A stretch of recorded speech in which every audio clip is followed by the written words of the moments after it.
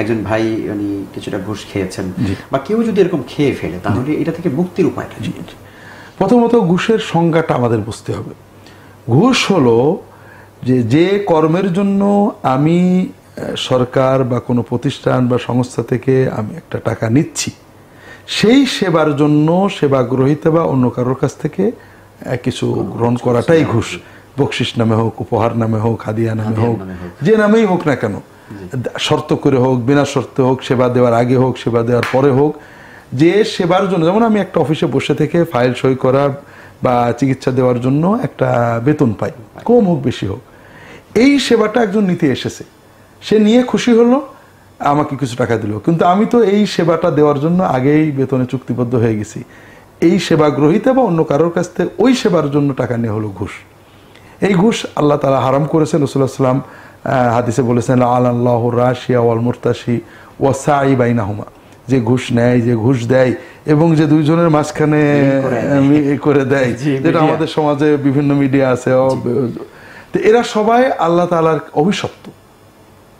এখন যদি কেউ হারামে লিপ্ত হয়ে পড়ে না জেনে, মনের আবেগে, এরকম অনেক মোমেন আছেন জীবনের শুরুতে অনেক ভুল করেছেন, এখন অনুতপ্ত, তাদের কাজ হলো প্রথম কথা, যার থেকে ঘুষটা নিয়ে আসে তাকে ফিরিয়ে দেওয়ার চেষ্টা করতে হবে।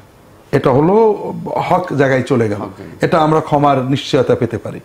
সকল ক্ষেত্রে বান্দার হকের ক্ষেত্রে বান্দার হকটা তার কাছে ফিরিয়ে দিলে ক্ষমাটা আমাদের নিশ্চিত। এটা আল্লাহর কাছে তওবার একটা পূর্ণতা এসে গেল, যেটা অনেক সময়ই পারা যায় না সাধারণত। সেক্ষেত্রে আমাদের ওই টাকাটা কোনো যার থেকে নিয়েছি তার উত্তরাধিকারদের পাইলে তাদের হাতে দেব, আল্লাহর কাছে ক্ষমা চাইবো, আশা করা যায় ক্ষমা পাবো। না হলে কোনো জনকল্যাণ, মানব কল্যাণে ব্যয় করব এবং আল্লাহ তাআলার কাছে বলবো এই কল্যাণময় কর্মের সবটা তাকে দেওয়া হোক যাদের হক আমি নষ্ট করেছিলাম, ঘুষ নিয়েছিলাম, আর আমাকে দয়া করে মাফ করে দেওয়া হোক।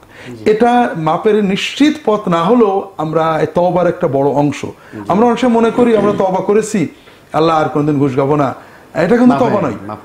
এটা হলো শুধু একটা অংশ। যে টাকা আমি অবৈধভাবে ঢুকেছি এটা থেকে মুক্ত হওয়া হলো তওবার পূর্ণ অংশ। কাজে আমি জীবনে অনেক সুদ খেয়েছি, লক্ষ লক্ষ কোটি টাকা, এখন তওবা করে ভালো হয়ে গেছে, আর ঘুষ খাই না।